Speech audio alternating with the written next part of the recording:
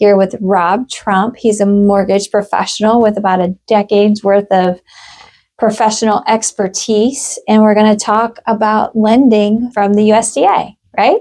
USDA. So now this is USDA backed loans that we're going to talk about, and not USDA direct loans. So those are not going to be for agricultural loans, things that you want to farm.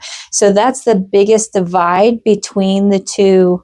Like, do I need to go USDA direct? Do I need to go USDA backed? And then there's some nuances to the USDA backed, and you're going to tell us about this. Yeah, so USDA backed loans are going to be, for a primary residence, typically with a home that would be in a designated rural area. So when you think of rural, you do think of like farm and country land and, being way outside the city limit type living. But that's really not the case with USDA. There's lots of areas, there's a USDA map that you can plug an address in to find out if it's USDA eligible or not. A lot of neighborhoods, subdivisions that fall into and under the category of USDA. The biggest advantage is a no money down payment. So there's no down payment requirement. So single family residence, USDA would require to have on the property. You can now start to do double wide mobile homes.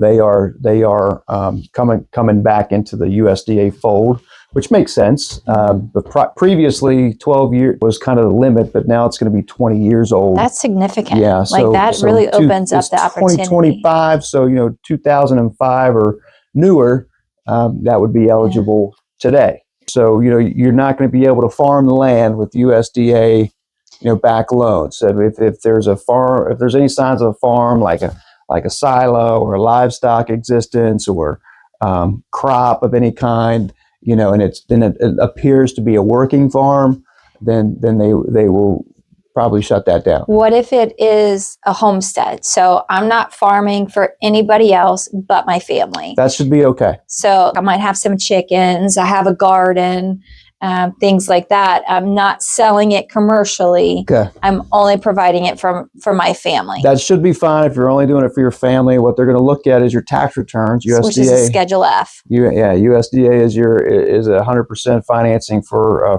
folks. So we're going to get your 2 years tax returns, and if on that tax return there's a Schedule F farming schedule that shows that you're commercializing or selling product that way, then they would probably deem that a working farm.